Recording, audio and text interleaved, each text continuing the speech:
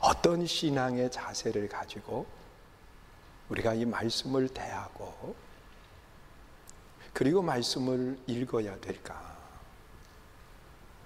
이 세상에는 수많은 책들이 있습니다. 그 책들은 점점 숫자를 더해가고요. 그리고 거기에 지식을 더해가는 그런 모습들을 보게 돼요. 그래서 이 책들에 부여되는 권위들이 다 있습니다. 그런데 그 다양하고 수많은 책들은 다 사람에 의해서 쓰여져 있고, 그리고 스스로는 온전하다고 그렇게 말하지만 세월이 지나면서 점점 변해가고 있어요. 그래서 전에는 베스트셀러고 수많은 사람들이 읽던 책도 세월이 지나면서 아하, 이게 아니로구나. 그리고 돌려놓는 그런 모습들을 우리가 보게 돼요. 그리고 또한 이 세상의 책들을 읽는 사람들을 보면 모두가 다 동일하게 그 책을 대하지를 않아요. 자기의 전문 지식에 맞는 그런 책들을 읽게 되고, 그리고 거기에 맞지 않으면 그 책은 읽지 않는 그런 모습이 되고 만다는 것. 그런데 하나님의 말씀인 성경은요, 이 땅에서 기록한 것이 아니라 하늘에서 땅으로 주신 책이에요. 그래서 세상의 것을 이야기하지만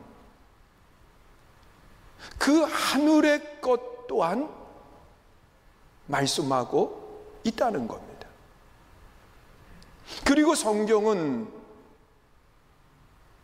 어떤 사람이 읽어도 동일한 감동을 받게 되고 깨달음을 얻게 되고 삶의 변화가 일어나는 그런 아름다운 역사가 나타나는 거예요. 그리고 또한 이 성경은 세월이 지나도 전혀 더하거나 빼지 않아도 돼요. 왜? 완전하기 때문에 그런 겁니다.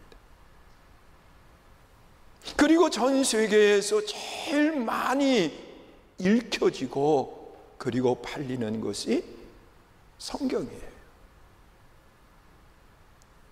그런데 이 성경이 왜 그렇게 많은 사람들이 읽고 그리고 삶의 변화를 가져올까? 이 성경 속에 담겨 있는 아주 독특한 그런 모습들이 기록이 되어 있어요. 그래서 이 성경을 가리켜서 오늘 본문 12절에서 그렇게 말씀을 하는 거예요. 우리 한번 읽습니다. 시작. 하나님의 말씀은 살아있고 활력이 있어 좌우에 날선 어떤 검보다도 예리하여 혼과 영과 및 관절과 골수를 찔러 쪼개기까지 하며 또 마음의 생각과 뜻을 판단하라. 여러분, 하나님의 말씀은 살아있다. 그렇게 말씀을 해요. 여러분, 세상에 어떤 책도 살아있는 책은 없어요. 그리고 이 하나님의 말씀은 활력이 있어요. 살아 움직이는 것이 하나님의 말씀인 성경이에요. 그래서 이 성경을 읽고 성경 말씀을 들을 때 내 삶의 변화가 일어나는 아름다운 역사가 나타나는 거예요. 자기의 지휘관을 죽이려고 그 도끼를 들고서는 지휘관이 있는 관사로 들어가서 그 도끼로 온 집안에 사람을 죽인 한 사람, 고재봉이라고 하는 사람이 있어요. 그런데 자기가 죽이고 싶었던 사람은 이미 그 관사에서 떠나갔고 엉뚱한 사람만 죽인 거예요. 도끼로 쳐서. 그런데 이 고재봉, 그가 나중에 변화를 받고 그 마지막 사형을 당하기 전에 목사님의 기도를 받으면서 그런 이야기를 했다는 거예요. 목사님, 나와 같은 사람이 나오지 않도록 말씀을 전해달라. 내가 이 말씀을 진작 알았다고 하면 내가 이 자리까지 오지 않았을 거라는 거예요. 그런데 그 난폭한 사람, 무자비한 그 사람이 변화를 받을 수 있었던 것은 어디에 있느냐? 하나님의 말씀인 성경에 있었다는 거예요. 그가 옥중에 갇혀 있을 때에 그를 전도하고 싶어하는 한 분이 성경을 넣어주기 시작을 했어요. 그런데 그는 성경을 읽는 것이 아니라 들어올 때마다 찢어버린 거예요. 그러다가 어느 날 그 찢어진 성경, 거기에 한 부분이 자신에게 들어온 거예요. 그러면서 그의 삶에 놀라운 변화가 일어나고, 그리고 그 말씀을 읽고 그 말씀을 들으면서 자기의 삶의 방향을 바꾸게 되는 역사가 일어난 거예요. 여러분, 하나님의 말씀은 살아있어요. 그 말씀을 가지고 사람을 설득하려고 하는 것이 아니라 그 말씀이 들려질 때 살아있는 말씀이 내 삶을 바꾸게 되는 거예요. 그리고 이 말씀 속에는 놀라운 진리가 담겨 있어요. 먼저는 이 성공의 원리가 그 성경 속에 있다는 거예요. 여러분, 사람은 성공이라고 하는 단어를 사용할 때 다른 사람보다 위에 있다고 생각할 때 사람은 성공했다고 말하고 있어요. 그래서 누군가를 내 밑으로 내려놔야 되고, 이 내려놓는 데 있어서 때로는 폭력을 사용하기도 하고, 그리고 아주 잔인한 방법을 통해서 상대를 내 밑으로 내려놓는 모습들을 보게 돼요. 이것이 성공인 줄 착각하는 거예요. 여러분, 창세기 4장에 보면 가인과 아벨이 하나님 앞에 제사를 드리는데 하나님이 가인의 것을 받지 않고 아벨의 제사를 받으신 거예요. 그러면 보통 사람 같으면 하나님이 왜 내 것을 안 받고 동생 아벨의 것을 받았을까? 저 아벨이 어떻게 하나님 앞에 제사를 드리나? 이걸 봐야 되는데, 분한 마음을 가지고 왜 내 것은 안 받고 저 동생 아벨의 것을 받느냐고 분을 내면서 동생을 잔인한 방법으로 자신의 밑으로 내려놓는 거예요. 그것이 뭐냐?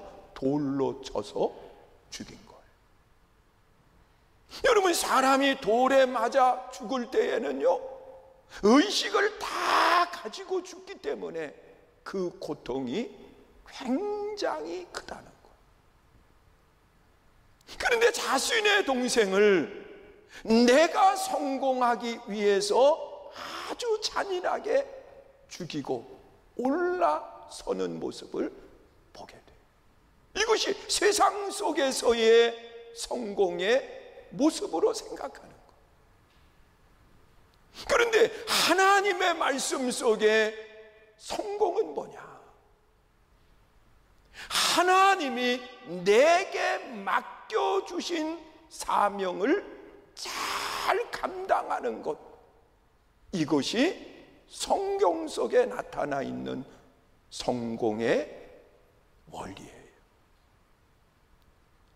그래서 이 한 나라의 왕 솔로몬이라고 하는 왕이요,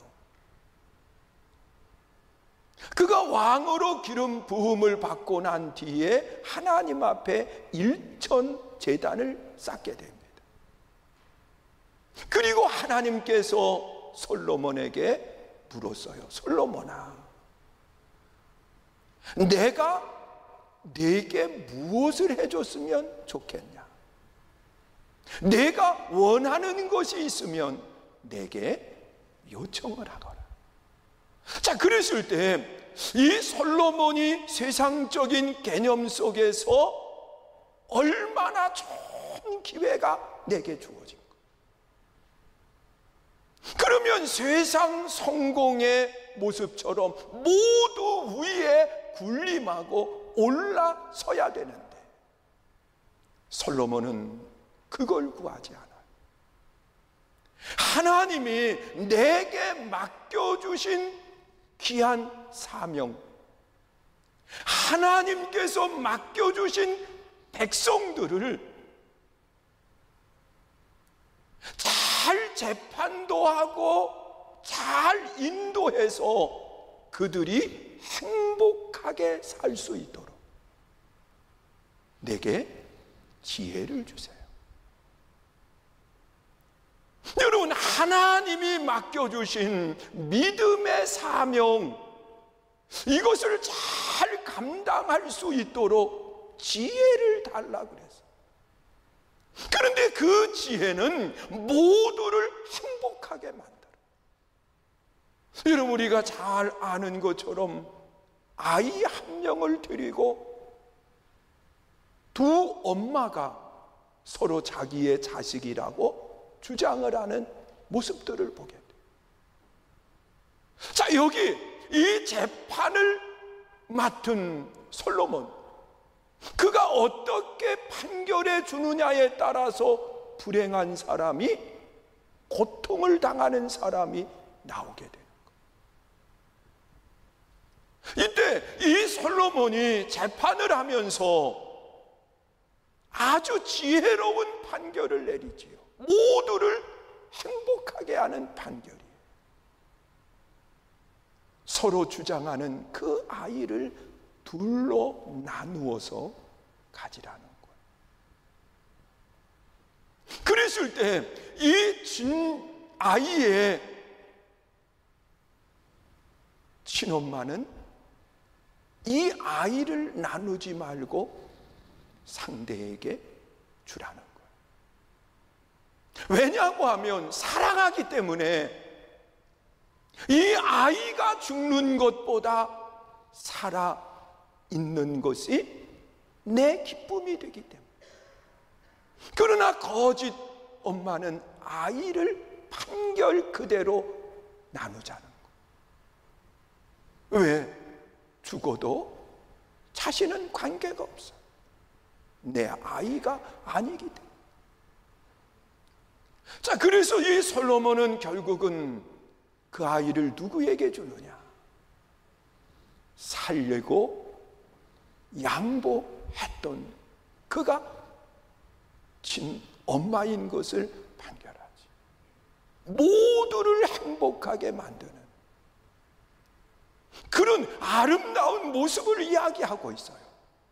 여러분, 우리가 지금 들으면 뭐 별것도 아니라고 생각하지만 그 솔로몬의 판결은 너무도 유명한 판결이.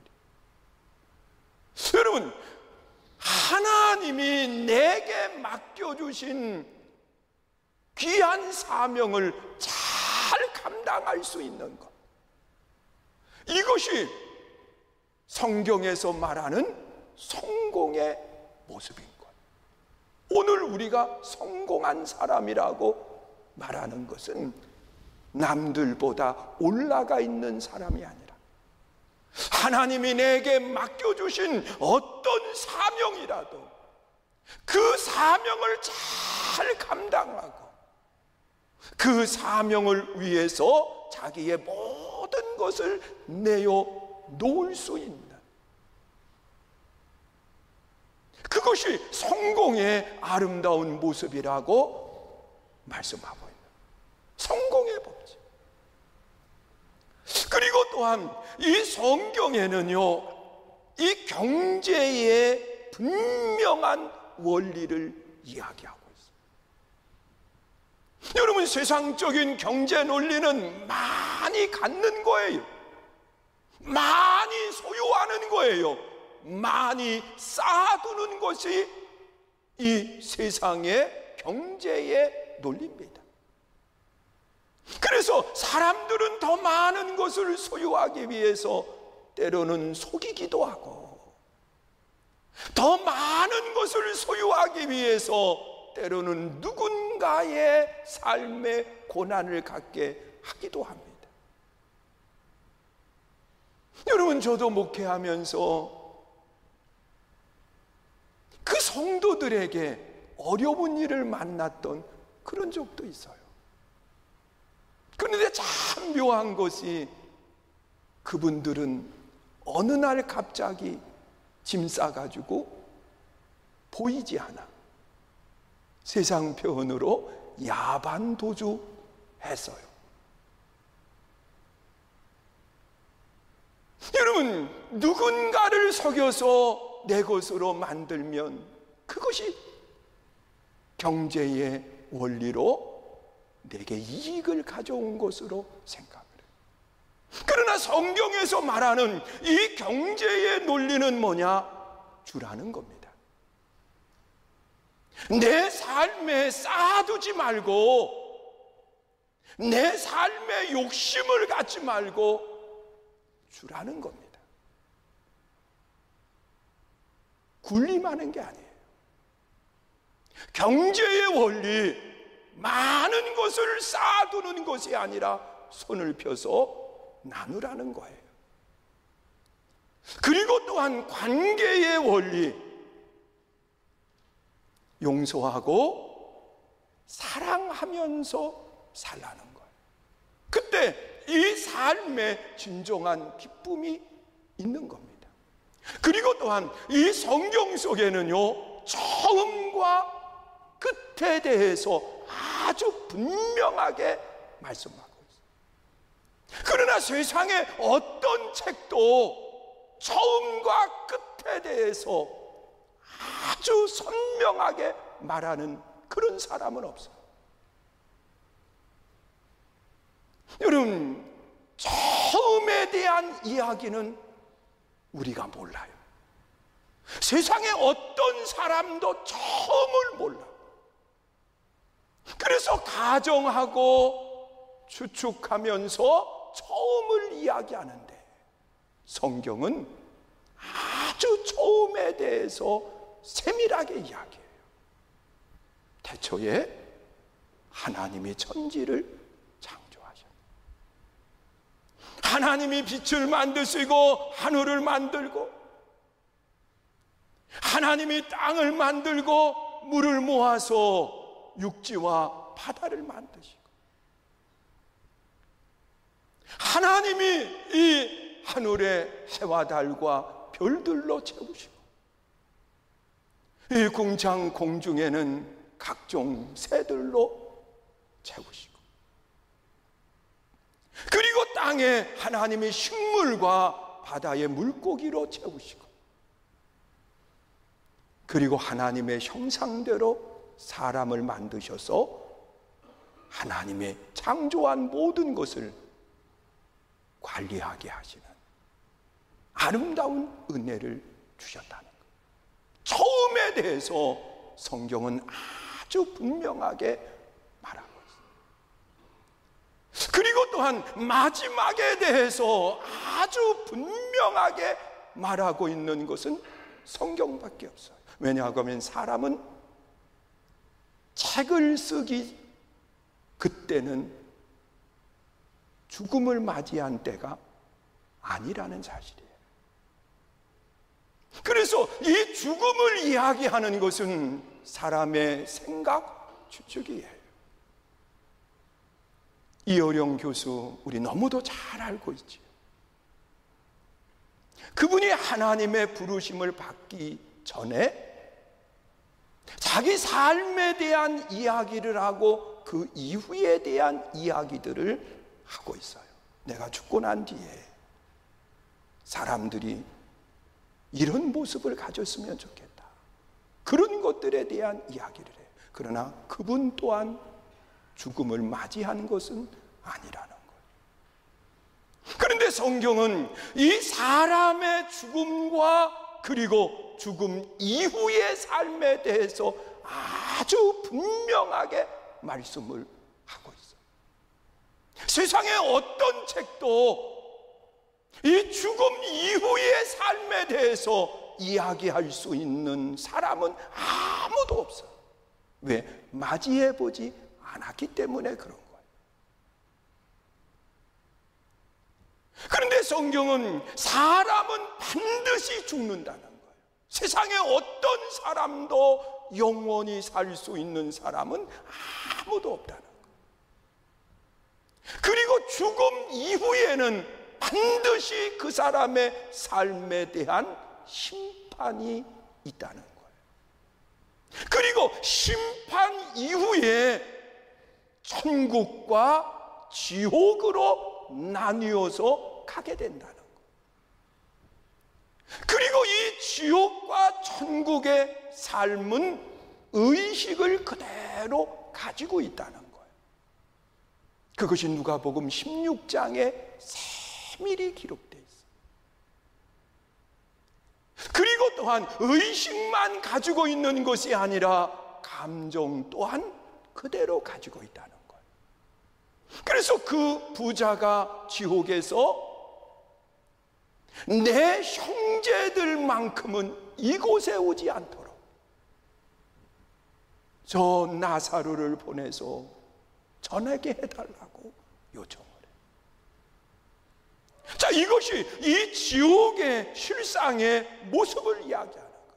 지옥은 고통이요, 지옥은 견딜 수 없는 아픔이 그 속에 있는데, 이것이 어느 날 끝날 수 있는 기한이 정한 것이 아니라 영원히 당하는 고난이라는 거예요. 반대로 천국은 영원한 기쁨과 안식을 누리는 것이 천국이에요. 이 나사로가 아브라함 품에 안겼다고 하는 것은 평안을 의미하고 있는 거예요. 천국의 기쁨. 이것에 대해서 아주 분명하게 말씀하는 것이 성경이에요. 그래서 성경이 가장 권위 있는 것이고, 성경은 땅의 것이 아닌 하늘에서 우리에게 주신 것이 성경인 거예요. 믿으세요?